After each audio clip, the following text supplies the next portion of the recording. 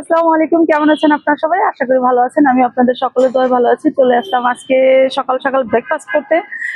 আজকে কোথায় এসেছি জানেন? বনানী স্টার কাবাব, যেটা নাকি খুব ফেমাস, খুবই ফেমাস। তো ফেমাস শুনেই যেহেতু এসেছি, তো দেখি ভিতরে যে কি কি খাওয়া যায়, কি কি করা যায় সেটা আপনাদের সাথে শেয়ার করব। তো চলুন। তো চলে আসলাম স্টার কাবাব ঘরের সামনে সকালের নাস্তা করতে। অবশ্য আমাদের একটু আস্তে আস্তে লেট হয়ে গিয়েছে। তো চলুন দেখি ভিতরে যে কি খাওয়া যায়, কি করা যায়। তবে মনে হয় যে বেশি লেট করে ফেলেছি, অনেক ভিড় দেখছি। কারণ এই যে এখানকার গাড়ি পার্কিং গুলো সব এখানে সকালবেলা নাস্তা করতে এসেছেন। এখানে গাড়ি মানে কি বলবো, অনেক মানুষ, অনেক। তো ভিতরে ঢুকে ভাই আমি তো অবাক, উপরতলা নিচতলা সব ফুল ফিল আপ হয়ে আছে। মনটা একটু খারাপও হয়ে গিয়েছে। আরো একটা কারণে মন খারাপ হয়েছে, নিহারি বলেন, কলিজা বলেন, এগুলো যেগুলো দেখে এসেছি এগুলো কিছুই পাইনি। আমাদের আসতে একটু লেট হয়ে গিয়েছে। তো আমরা এখানে উম আমি গরুর চুই ঝাল শুনেছি, এখন দেখি মুরগিরও চুই ঝাল পাওয়া যায়। তো এখানে চুই ঝাল নিয়েছি, সবজি, ডাল, সুজি এবং কি 1 কাপ চা নিয়েছি। মানে কোনো রকম আর কি মন খারাপ করে নাস্তাটা করছি, মানে ভালো লাগলো না। তো যাই হোক, এখানে আমি নান নিয়েছি।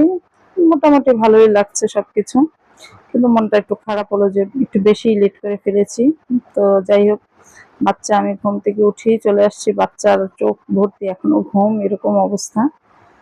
কারণ ফেমাস জায়গায় আসলে অনেক কিছুই যেই কারণে ফেমাস থাকে সেই জিনিসগুলো আসলে আসতে একটু লেট করলে পাওয়াই যায় না। তো এখানে এরকমই বিষয়টা হয়েছে আমাদের সাথে, যেহেতু ফেমাস একটা এলাকা, ফেমাস জায়গায় এসেছি। আর আমি এই এর আশেপাশে আর কোনো দোকান, রেস্টুরেন্ট কিছুই দেখলাম না।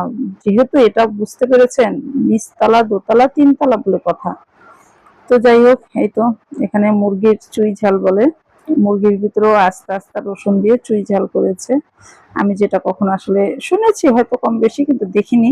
আজকে দেখে অবাক, কিন্তু আমার কাছে মনে হলো আমি বাসায় যেভাবে রান্না করি সেরকমই, ব্যতিক্রম কিছুই না। কেন?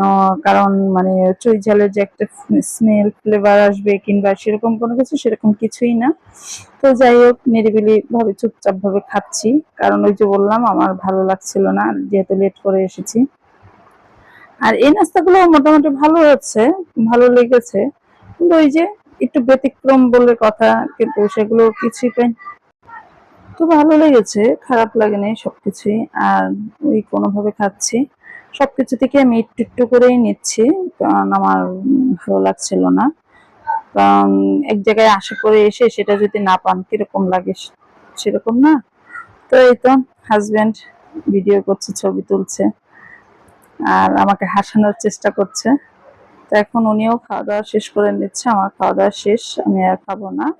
আমি একটু চাটা খেয়ে নেবো শেষে। এখন বলতেছি যে তুমিও একটু নাস্তা করো, তারপর চলো বাসায় চলে যাই বাচ্চাদের জন্য নাস্তা নিয়ে। আপনারা হয়তো বলতে পারেন যে আপনার আর বাচ্চা দুটোকে নিয়ে আসেননি কেন, কিংবা নিয়ে আসছেন না কেন। আসলে দেখা যায় কি, বাচ্চাদের এই মানে সব জায়গায় নেওয়া হয় না এর জন্য, এক তো পড়ার চাপ থাকে, কোচিং থাকে, দ্বিতীয় কথা সকালবেলা যেহেতু আসি ওদের একটা ঘুমেরও প্রবলেম থাকে। ওরাই বলে যে আম্মু আমরা যাবো না, তোমরা নাস্তাটা নিয়ে এসো। যেহেতু নাস্তার জন্য যাচ্ছ, অন্য কোনো জায়গায় হলেও ওদের নিয়ে যাব কিংবা নিয়ে যাই। তো যাই হোক, আর কোথাও আপনি খেতে গেলে এরকম সাথে যদি একটু পেঁয়াজ হয় তাহলে কি বলবো, আমার কাছে এই খাবারটা বেশ ভালো লাগে। তো এখন আমার খাওয়া দাওয়া শেষ, একটু মিষ্টি জিনিস খাচ্ছি। হঠাৎ করে সুজি খেতে খেতে মনে পড়লো আমি যে সুজি খাচ্ছি, এরপর তো চা খেলে আমার চাটা মিষ্টি লাগবে না। পরে এক পর্যায়ে আমি সুজিটা 2-3 চামচ খেয়ে রেখে দিই, তারপর আমি এই যে চা খাই। ঠিক যেই বলা সেই কাজ, চাটা আমার কাছে একটু চিনিটা কম লেগেছে। তো আমি এই তো চাটা খেয়ে শেষ করে নিচ্ছি, আর আমার হাজবেন্ড নাস্তাটা খাচ্ছে। আর এখন আমরা বের হয়ে যাব। তো এখানে যাওয়ার আগে আমি একটা জিনিস ফলো করছি, যে এখানে জুসের দামগুলো, প্রাইসগুলো এত বেশি। ছোট ছোট ওয়ান টাইম গ্লাসে জুস 120, 190 এরকম। তো সেটা ফলো করছি। তো আমাদের এই তো খাওয়া দাওয়া শেষ মোটামুটি। এখানে এসে আসলে মনটা খারাপই লেগেছে। তো খাওয়া দাওয়া শেষ করে এখন বের হয়ে যাচ্ছি। তো সবাই ভালো থাকবেন, সুস্থ থাকবেন। আজকের ভিডিওটা এ পর্যন্তই। ভালো লাগলে লাইক, কমেন্ট, শেয়ার করবেন। অবশ্যই অবশ্যই একটা সাবস্ক্রাইব করে পাশে থাকবেন। আর আমার জন্য আপনারা দোয়া করুন। আপনারাও সবাই ভালো থাকবেন, সুস্থ থাকবেন। আল্লাহ হাফেজ।